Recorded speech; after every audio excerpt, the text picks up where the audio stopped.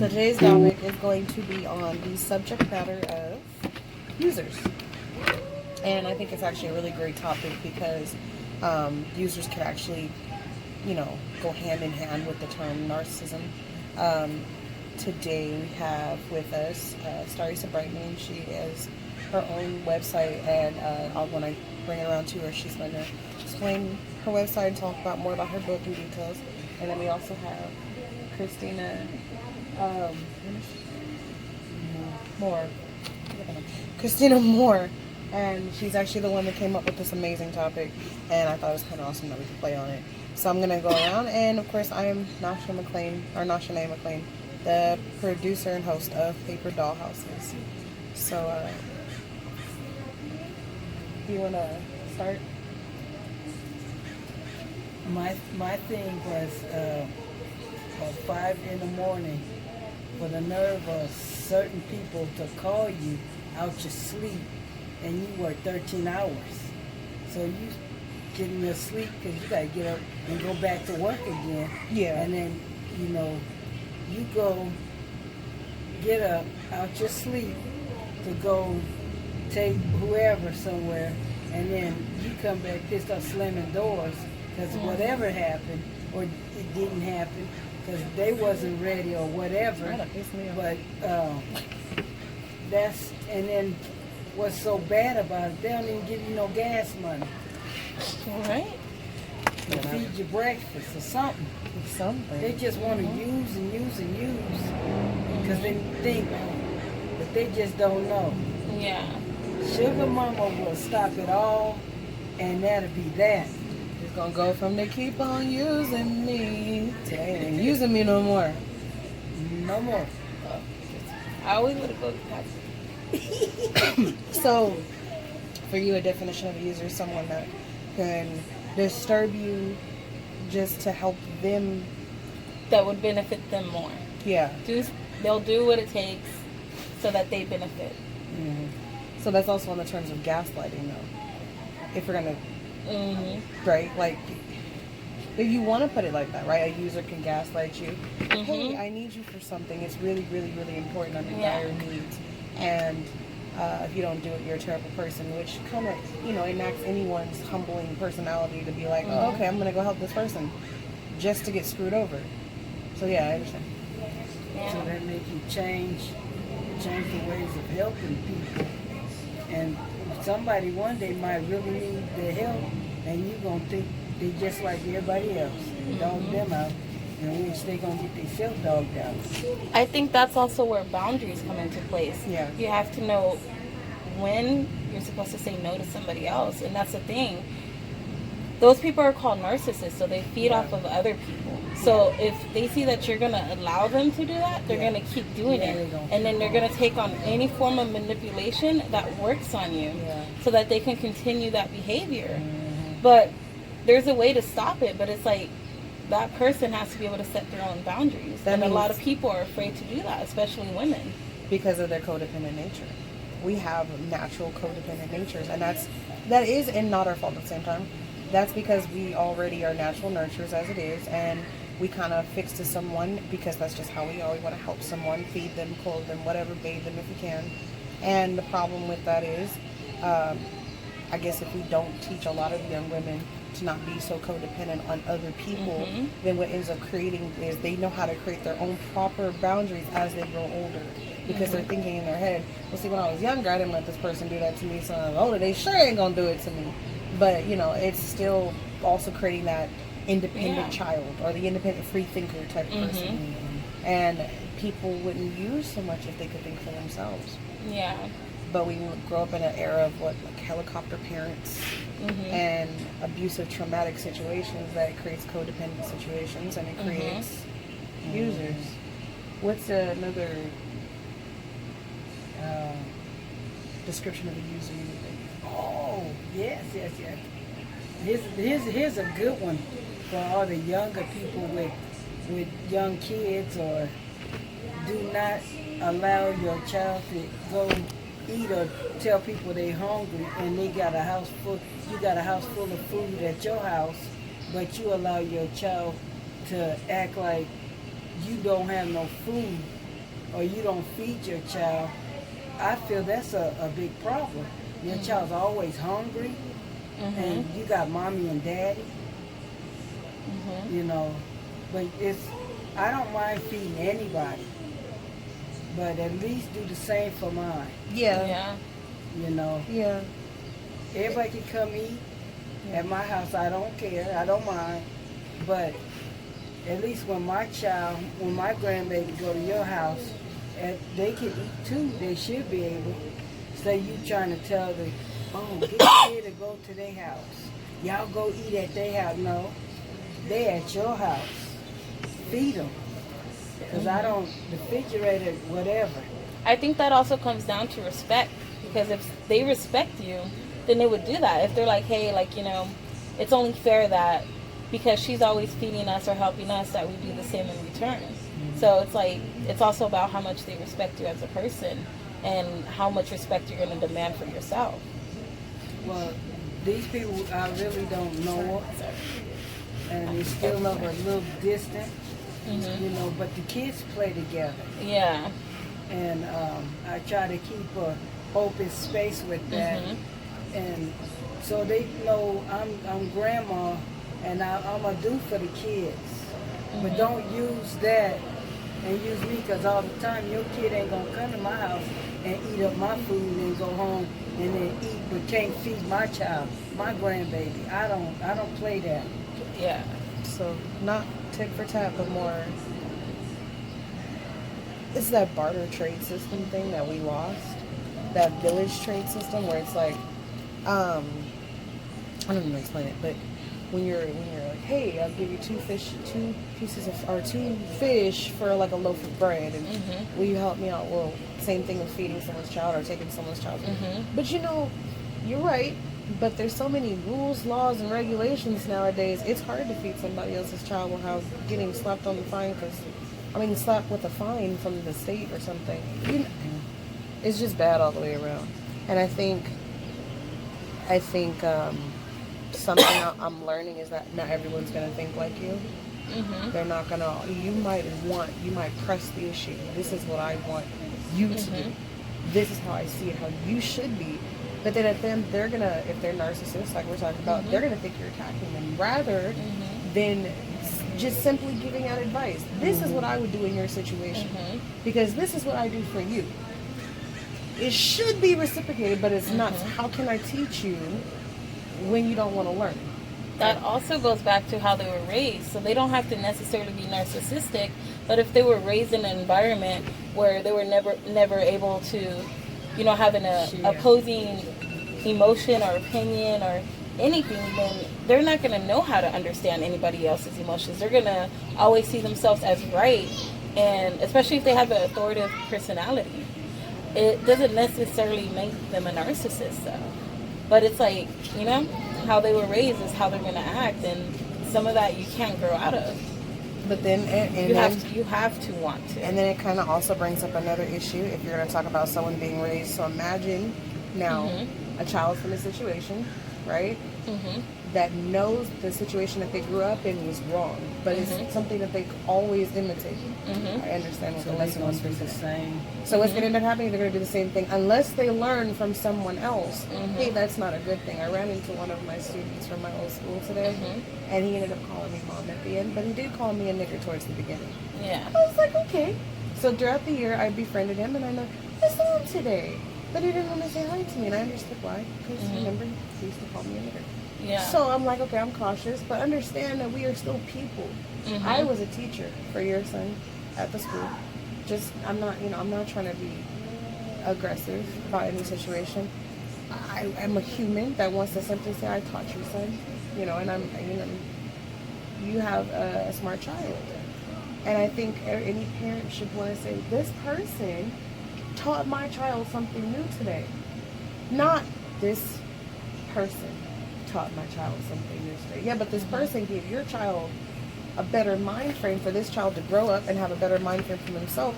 So they don't do stuff like use people. I know it kind of like doesn't make sense how it loops back, but even the personality, even with using, comes deep back into the roots of the child. So even as a parent, if you see yourself doing something wrong, then now you got to go quick fix and correct yourself. So your child doesn't imitate what you do, so they can have their own mind frame to go follow and do what they need to do. But that's the problem. Breaking the cycle is the hardest. That's why abuse goes back generations. Like, you can know it's wrong. It doesn't mean it's going to be something so simple to change, because your habits are your habits. If that's what you always saw growing up, and that's how everybody you knew do it, so even in the back of your mind, if you thought it was wrong and you said you're not going to do it, how hard it is to stop yourself from doing something that's habitual rather than something that is learned. Yeah. Yeah. Give me another description. Sorry. Yeah, take it from me.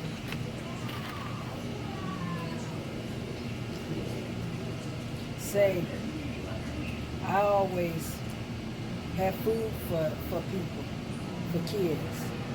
Now, when I was taught to, when you go to someone else's home, when you bring your kids, you're going to bring your water, you're going to bring sandwiches, you're going to bring food. And if they're going to have chicken, fried chicken and stuff, I'm going to bring a box of chicken to go with the food, because I know I'm going to be there, me and my kids, and we're going to eat. That's, that's common sense to do that. Not go to somebody's house and eat all their food, your kids, and I believe in cleaning up and helping, but there's folks, I had to curse out, don't bring your kids or you don't have to come to my house no more. They, I have a clean house to a point. It get messy, but don't come tear my place up, because your place is tore up. Yeah.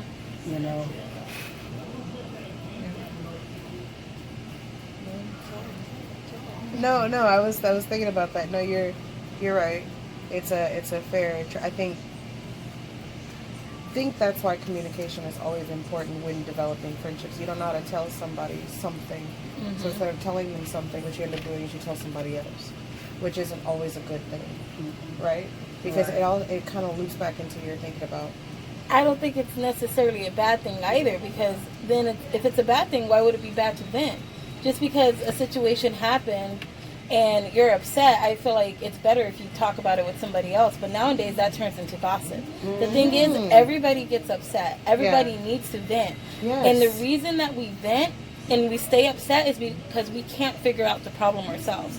So go to somebody else, listen to them, but most of the time you don't want to listen to them. And that's the thing. You just want to get it out. And both of them are okay. Both of them are fine. The thing is, I felt, for me personally, I believe in talking things out with the person I have the problem with. Yeah. But I would still talk about it with someone else on how to approach it. Because my approach with one person is different than another. So for one person, my approach might be, oh, she's rude, she's very hostile. And another person is just, no, she's direct. So... Yeah, but it also depends on how you say it, too. Because it could also be seen as rude and hostile, or it could be seen as direct, too. Because you can... I've seen people get into fights with other people, and then they would be like...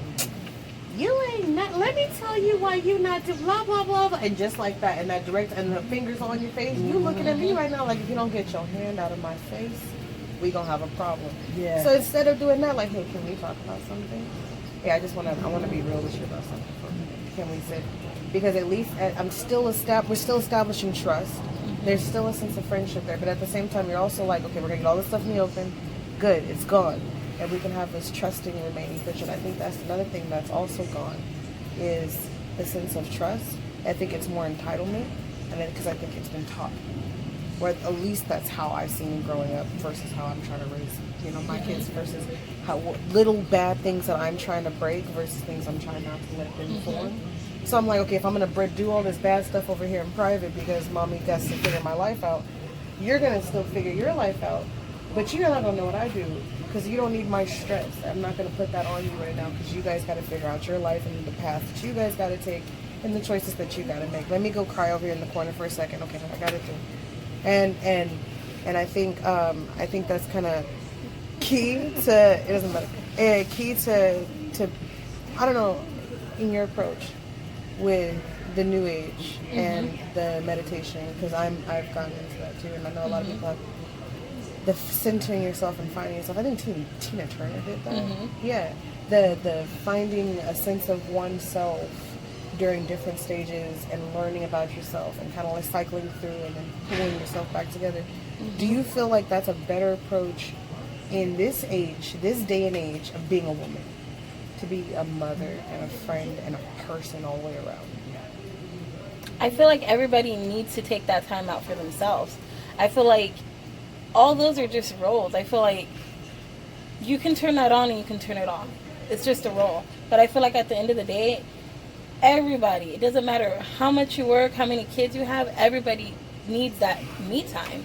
You need that time to, just figure out what you're going to do for yourself. You need self-care time, even if it's just, a 45-minute bath, relaxing, in peace. Like, everybody needs that.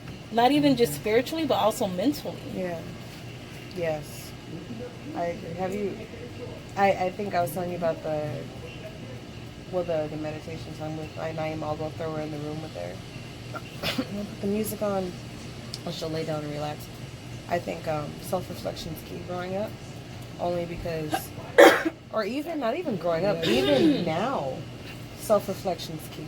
Mm-hmm. Because I think living in this day and age and trying to deal with all the anxiety, the depression, and the stress from just your own life, and then having to deal with like trying to own a career, because working a job in this day and age, it's hard.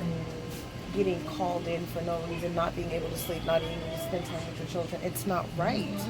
And especially if you're like the sole breadwinner, it's wrong. So, you're trying to build that part of your life up, and you're trying to build your mental up, and you're trying to grow up in this world, because you didn't have, you had the proper teachings, but you're also growing up through the world, and the way the world is looking right now, it's not always the best. So you're like, okay, I got to grow up through my family, if you have any. Some do, some don't. Some have to grow up to who they see, and all that different stuff. So then you're like, you're going through this life. I think the best thing to do is to kind of slough off the past, because if you don't, you're going to be carrying 2 heavy rocks on your shoulder, and the one from the past just ain't it. Yeah. Because it's too much. It's too much to carry, because you're constantly slunched over, because you're carrying your family's pressure and their pain and everything and all the loops from their life, and then your pressure and pain, and then like the pressure and pain from everything else. I know that we got off of something, but the thing is that, I just believe that a time to self and think, you know what? Yes, this was the path that my family made, but this is the path that I'm not going to take, because I realize that, that they are me and I am them. I am also me, and I go to bed with me every night, and I wake up with me every single morning, and I know what I like to eat, and I know what I like to drink, and I know how I like my coffee. I am the only person that knows that. Nobody else knows that but me. It doesn't matter if I get with somebody. It doesn't matter if I have children. No one's going to know me but me. I can teach them little things about me, but I'm only going to know my deepest, darkest thoughts. Right? Yeah. So if we kind of push on self-healing and push on meditation and push on prayer and push on things that are important, but like not just the prayer that we see, like it's the dear, okay, look, here's self. I'm going to stop. Yeah. Okay. But you can't. Yeah. I feel like it's also with how we're taught to deal with stress. We're never really taught it. No. We're just told, okay, well, figure it out. And I feel like that's why it's good to reflect on everything. But I also feel like life is hard no matter what. It's always going to be hard, and there's always going to be sacrifices. You're always going to have to sacrifice one thing or another. Yeah. There's no way out of it. Yeah. But if all you focus on is the stress, and you never take time out to show gratitude or just look at everything that you do have, because there's always going to be somebody who doesn't have anything. Yeah. Then I feel like, I don't know, maybe that's the key to just doing better this time around, especially if it goes back generations and stuff. Like in my family, like my whole family is just, we're completely opposite. They're hateful, and they don't believe in literally anything. Like everything has to go their way, and if you're against that, then you're against them. Which is bad, because you're taking away your freedom of thought, which takes away your freedom of speech, which takes away your freedom of movement. But I've seen your daughter, and she's a hustler. I'm sorry, I'm talking to Chris. I've seen her, she's a hustler, and I know that's because you raised her that way, because you're a hustler. and you stay on the move.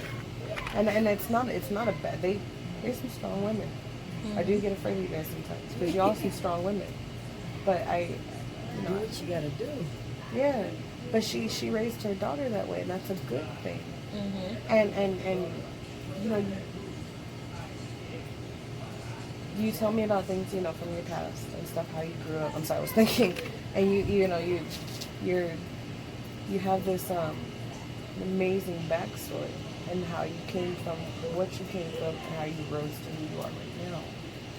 And I know what frustrates you because of how you lived your life and how you take care of people. And I know, like, your family takes care of your family take care of each other. Yeah, you're supposed to. Yeah. You know. But not all of them. Yeah. There's a lot of haters everywhere. Yeah. Especially in your family. Yeah. You know. Me, I don't mind seeing if I gave you $100 bill and I gave you $200 bill. You my family, you gonna be mad because, well, why would you give her to you and give me one? You know, because you probably told me you needed $100 and she needed $200. So that's why you got 100 and she got 2. Oh. You know. It's a different, okay. Yeah. But some people don't look at it like that. So No, they greedy. And Yeah. it's all about them. Yeah. It's all about, they feel entitled to certain things. And that's where it's also, even if you were raised, and I quote, unquote, right, like, it's still up to them to take self-responsibility. And I feel like that's something that's not taught either. Like, we don't teach our kids how to, you know, be responsible for their actions. Like, most of the time, I work at a school. So most of the time when the kids get in trouble, their parents come up there and be like, well, my kid only did it because of this. And it's like, you weren't even there. So how do you even know why he did it? So then it's like, they don't teach them to be responsible. And this is like strictly a school for kids that got expelled and can't go to any other school in San Bernardino School District or LA School District. So there's a reason they're there, but they're raised to think that everybody is against them. So no matter, even when they're wrong, they're right. Yeah. And even kids, like, that's just how a lot of people raise their kids nowadays. Like, we want to protect them and defend them, but we don't want to hold them responsible. But when they're adults, we just expect them to have this responsibility they were never taught. Yeah. Like, a couple months ago, you know, they had a curfew. They didn't have to, you know, worry about money. And then their 18th birthday come, and all of a sudden you're like, all right, so we need to check this, this, and this, but you didn't teach them how to get there. Yeah. So it's up to them, depending on the type of person they are. Are they going to take the initiative to learn how to figure this out themselves? Yeah. Or are they just going to complain about how everybody's against them? Are you talking about schooling though? Yeah, just like, Because those kids need more than just it's not just the educational stuff. We can't get into that. That's too much stuff. But the whole thing with the schooling thing is sometimes the teachers are there for the students. And I've met some wonderful teachers in the school system that I've worked with that are there for the students. I've worked some with that are not. That are not. They're I've just not. seen some that don't care if you sit in the classroom, smoke weed in the back, Wait, what? and they still gonna teach. And because at the end of the day, think about it this way though. Then, and this also goes on area. How are the teachers really going to be there for the student when everything the teacher does is wrong? So when I was in school, if somebody acted out in class, then we just didn't learn, and that just affected the whole class. So we didn't really get through the whole textbooks, and that was just normal. And miraculously, everybody passed 8th grade. So that was just something constant. And it wasn't just 8th grade. It was most of my classes that I was in, and that was just something normal. Anytime the kid got in trouble, though, and we clearly see this kid is acting up. Like, he's justified. His parents justify him, so that's how he's going to grow up. He's just going to be like, it's okay. So the teachers could only do so much to a certain extent, depending on the situation. And I feel like it makes it hard for them to care. It makes it hard. I feel like it's not even about caring. So caring wasn't the right word. It makes it hard for them to do their job. Because if the parents aren't even advocating for their kids' education, or advocating for the school, or even doing anything to help, why are we just throwing everything on the teachers? Like, I hear people, oh, well, the school didn't teach my kids how to do taxes. Well, why couldn't you teach them? Right. Why can't you sit down with your kids and, teach them how to budget, teach them how to finance? Yeah. Whatever you think the school should be teaching that they're not, then teach them yourself. Teach them at home. You can't always rely on other people to teach your kids, because at the end of the day, those are your kids. What do you want them to learn? You got to give them the options if it's not offered somewhere else, and a lot of people aren't doing that. They're not. That's why I order all them books and hooked on phonics and stuff to show my grandbaby. She just flat told me straight up, oh, I know how to spell my name is capital P-A-R-I-S. And Hill, no, capital H-I-L-L. I said, well, you go, girl. Shut my mouth. That's good. That's good that you're encouraging education, especially good as it's to. I need to encourage it more often to myself, but even like finding about your local places around here. If you don't have a lot of money, like I said, the EBT, it's $1 to go to the local museum over in San Bernardino County, and it's a big old science fun history museum day for $3. Well, actually the boy was free, so $2. No, there's still $3 in for it. But still, it was a great day. We had a great time, and it's so much fun to watch your kids learn and to grow and to just watch them do silly things. Like that's amazing that you picked that up. That's a new thing that you learned.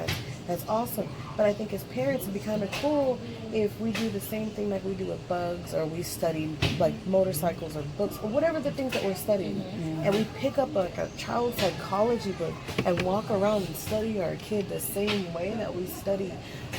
I don't know, like nursing. The way we study movies, the way that we study, but yeah, not even just anything, like you guys, anything positive, anything for work, anything like that, anything like you have to study, whatever. But anyway, you should, for your children, because it's interesting to see the different stages that they go through, their mind, their mental, and how much I also think that besides education is important, but we also need to teach them how to be better people. Because a lot of kids aren't getting the education that they deserve because they're not acting right. Yeah. And I hate saying that, because a lot of people be like, oh, well, you can't blame the kids. But at the end of the day, I'm not blaming the kids. I'm blaming the parents. Because at the end of the day, when the kids getting kicked out all their classes because, they don't want to sit still, or they want to continue to talk and everything, the teachers try to set class rules.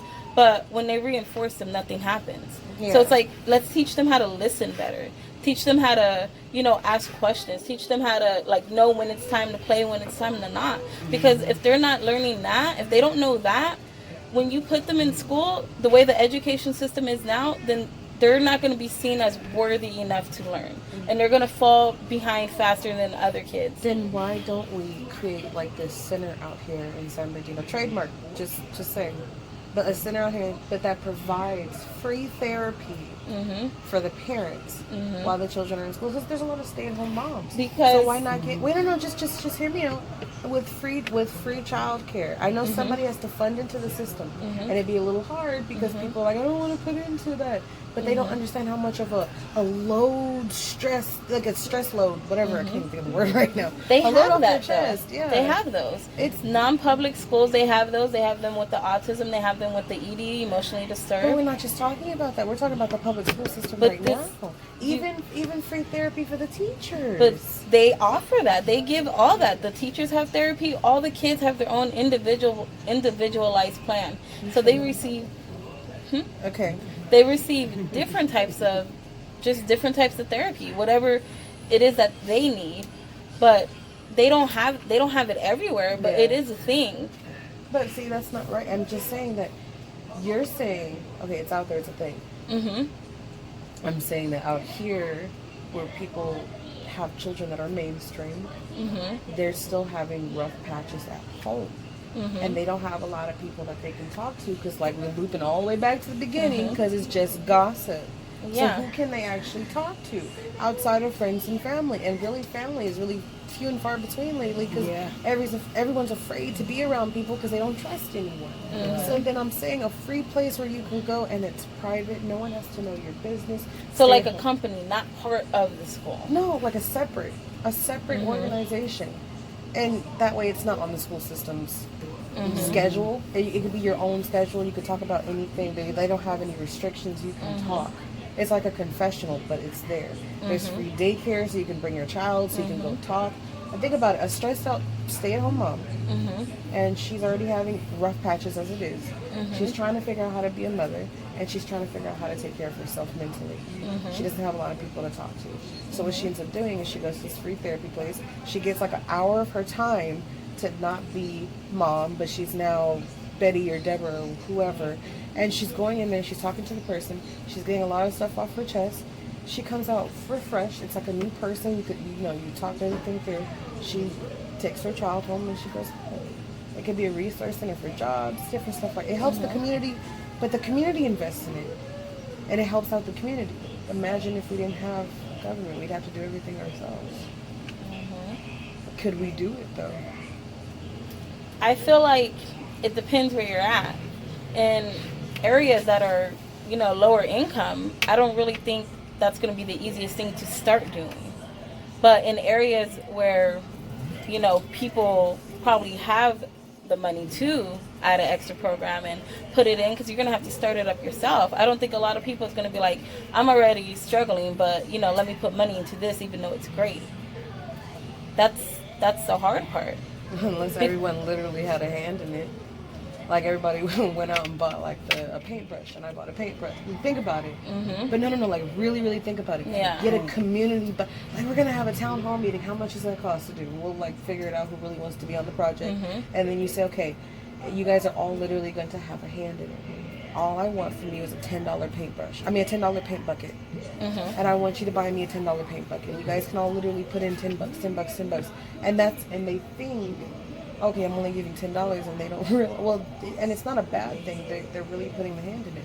I helped put the paint on the wall of the person that saved that that lady who was being beat on the street. I put the paint on the wall of the person who had nowhere to go that night to sleep. I put the tile on the floor of the person who, her mom, the elderly woman, didn't have anywhere to sleep, so she had to, or anywhere to bathe or go or whatever. I stopped a kid from committing suicide. I put that tile right there. Like that type of stuff. Like we can. That's only if we really. I don't think there's enough people that would really want to do that though. A lot of people are so lost right now. A lot of people are lost that, they're just like, that's not what I want to invest my 10 in.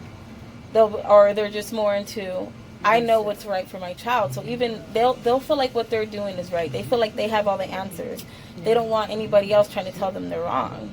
So I feel like that's something that you would have to. That's learned empathy. That's something you would have to do yourself, and then just offer freely.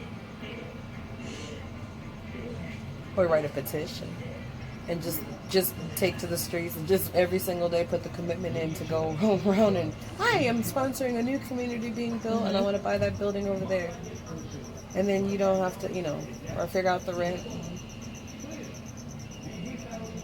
Finally had the mind of people who do that. Okay, so.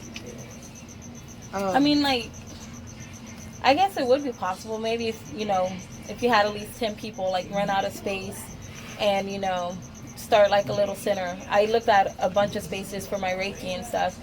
They're just depending on the area. I personally looked at mines in Rancho and Claremont. I feel like there would be more business there. There's a building.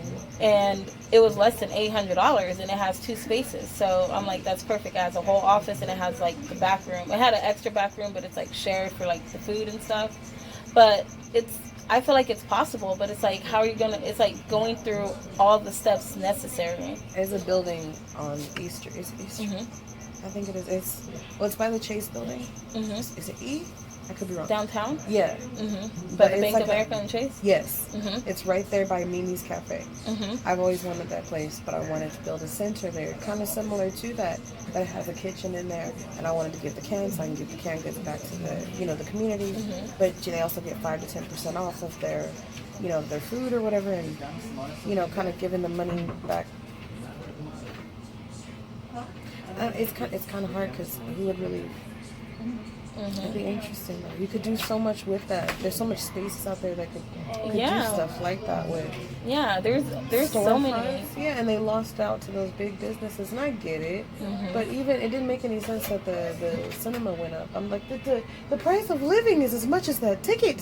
I don't think you understand the gas money to get from my house in San Bernardino to this dim theater is the same. No, that's gas money. I'm gonna go to the friggin' Dee Dee's discount and go buy a new shirt and some shoes. It doesn't make any sense.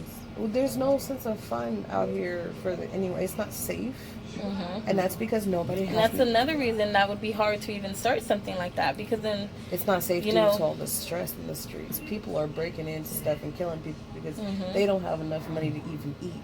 You get desperate, and I think that's my personal situation. Or you get so stressed out you turn into really bad drugs, doing things to try to alleviate the pain. And so what ends up happening is kind of you start wanting just do stupid things just to get the money to do it, because money is the root of all evil, I guess. It is. And it is, and just the price of rent, everything doesn't make any sense. If we balanced out I don't know if we just balanced out the budget and we figured it out, I think we could do it. So, we're gonna end this. Do you have anything else you want to say? I'm sorry, we just got on topic. No, it's all right. We talk about everything. I'm just itchy right now, that's all. Oh, you got that? Okay, so do you want to tell the story? Are you coming? Well, today I went to the heart doctor and Can I blow in your face? I'm sorry. oh, I ain't worried about you. Oh, okay. That when Lala be talking, I go right in the room and I can just smell all the good stuff. That was strong stuff. She's like, Mom, why you? I said, oh, I just like to smell it. It don't bother me. But the heart doctor opened the book and he looked. He said, "You doing miracles?" And I showed him. I said, "Look, my report gone. It's gone." He said, "Oh, this gone too." And he took it off. He said, "I don't believe you don't even have a hole. It don't even look like you had anything hanging out like you did." And I said, "God is a healer. Yeah. God done that. Yeah. He's healing me. Period. Yep. You know." That's an amazing recovery. That is an amazing recovery. That's a blessing. It was the other thing when I went to get my eyes checked. The eye doctor, he said, I'm not being funny, but when you came in a year ago, he said, I know you had little problems, but your eyesight, he said, you see stuff that in the Air Force, them little bitty things, you could read all of that to me. And he's like, you ain't, he said, tell you the truth, baby. He said, that stroke, that my heart attack, and the kidney disease, he said, that done you 110%. He said, you see better than you did when you first came. And I said, That's a blessing. That's a real blessing. That's a blessing. Sometimes life can go toss and turn, and it depends how you want to take it. If you want to still live, you're going to fight everything and do right and go for it. You know, I didn't want to die. It was